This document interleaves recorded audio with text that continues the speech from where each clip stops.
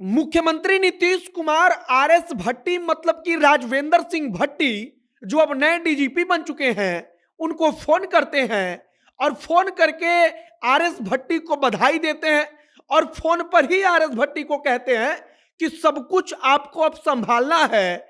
और बताया जा रहा है कि फोन पर नीतीश कुमार ने कहा कि आपको खुली छूट है, आप जिस प्रकार से चाहें उस प्रकार से काम कीजिए, आपको कोई रोक टोक नहीं है, आपको कोई रोकेगा नहीं।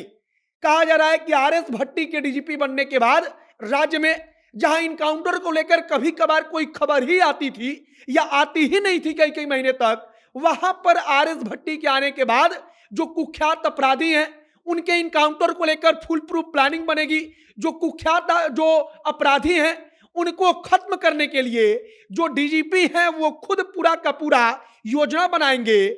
और इसी के तहत तमाम जिले के एसपी जब आरएस भट्टी को फोन करके बधाई दे रहे थे, शुभकामना दे रहे थे, तब उन्होंने फोन पर ही कह दिया कि आप सब लोग 10-10 जो कुख्यात अपराधी हैं आपके जिले के, उसकी सूची तैयार कर लीजिए।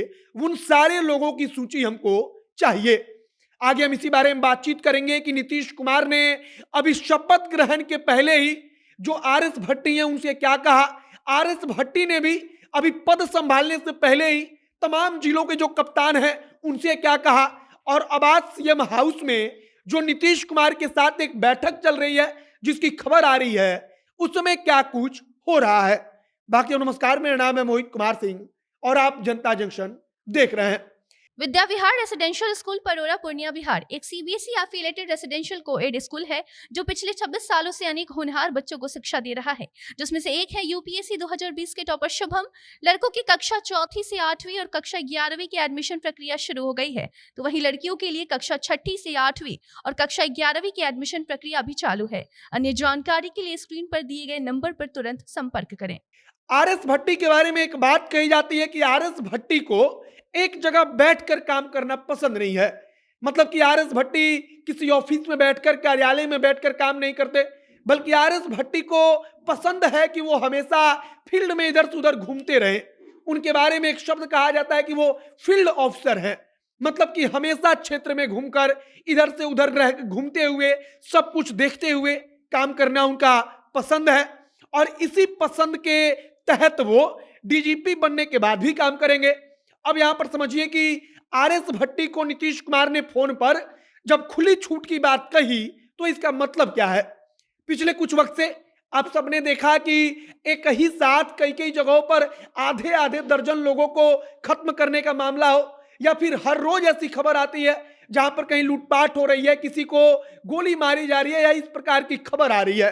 अब नीतीश कुमार क्राइम के कंट्रोल के लिए जो आरएस भट्टी हैं उनको टास्क देते हैं। वो फोन तो बधाई देने के लिए करते हैं, लेकिन कहा जा रहा है कि फोन पर ही वो आरएस भट्टी को कहते हैं कि आपको खुली छूट है, आप सब कुछ संभालिए, आपको सब कुछ संभालना है। क्योंकि इस वक्त नीतीश कुमार और तेजस्वी यादव के लिए सबसे बड़ी टेंशन की बात जो है वो बढ़ता क्राइम है। अब इसके आगे की कहानी है कि आरएस भट्टी ने अभी पद संभाला नहीं था। एसके सिंघल तो कल शाम के करीब उन्होंने अपना पद आरएस भट्टी को दिया, लेकिन आरएस भट्टी को उसके पहले तमाम जिलों के जो एसपी थे वो फोन करके बधाई दे रहे थे, उनको शुभकामना दे रहे थे। तब आरएस भट्टी ने कई जिलों के कप्तानों को जब वो बधाई देने के लिए कॉल कर रहे थे तब उनको स्पष्ट निर्देश दिया कि डीजीपी बनते ही हमको 10-10 कुख्यात की सूची चाहिए। मतलब कि आपके जिले में टॉप 10 जो अपराधी हैं उनकी सूची हमको चाहिए, आप लोग तैयार कर लीजिए। और इसका सीधा सा मतलब कि एसपी साहब लोग 10 अपराधियों की सूची तैयार करें, उन अपराधियों पर कार्रवाई करें। और एक खबर चल रही है कि बिहार में इनकाउंटर की कोई खास तौर पर खबर आती नहीं, कभी कभार इस प्रकार की खबर सुनने को मिलती है, लेकिन आरएस भट्टी जिस तरीके के ऑफिसर हैं, जिस तरीके से वो काम करते हैं, अब उनके काम करने के तरीकों से कहा जा रहा है कि इनकाउंटर वाला सिस्टम बिहार में लागू हो सकता है। मतलब कि अपराध को कंट्रोल करने के लिए, क्रिमिनलों को कंट्रोल करने के लिए आरएस भट्टी पूरे एकदम तैयार हैं। वे जो इनकाउंटर भी अगर करना पड़े तो उसे पीछे हटने वाले ऑफिसर नहीं है। फिलहाल मुख्यमंत्री आवास से खबर आई कि वहां पर आरएस भट्टी के साथ नीतीश कुमार बैठक कर रहे हैं, वहां पर तमाम बड़े अधिकारियों को बुलाया गया है। हो सकता है शराब को लेकर भी कोई फैसला हो। शराब को लेकर कहा जा रहा है कि वहां पर चर्चा चल रही है, जो शराब कांड हुई है उसको लेकर चर्चा चल रही है। और आरएस भट्टी से मुख्यमंत्री जानना चाहते हैं कि आखिरकार इसका उपाय क्या है। फिलहाल आरएस भट्टी अब आगे क्या कुछ करेंगे यह देखने वाला विषय होगा। लेकिन आरएस भट्टी की जो छवि बनी है, राजविंदर सिंह भट्टी की जो छवि अब तक लोगों ने देखी है, उससे अंदाजा लगाया जा रहा है कि राजविंदर सिंह भट्टी कार्यालय में बैठकर काम नहीं करेंगे, ऑफिस में बैठकर काम नहीं करेंगे, बल्कि उनको मैदान में उतरकर काम करना पसंद है और डीजीपी बनने के बाद भी वो यही करेंगे। बाकी आगे जो तमाम जानकारी आएगी कि नीतीश कुमार के साथ हुई बैठक में क्या कुछ हुआ, वहां पर क्या शराब को लेकर के कोई बड़ा फैसला हुआ, जो भी तमाम जानकारी आएगी हम आप तक पहुंचाएंगे। आप जनता एक्शन के साथ बने रहिए।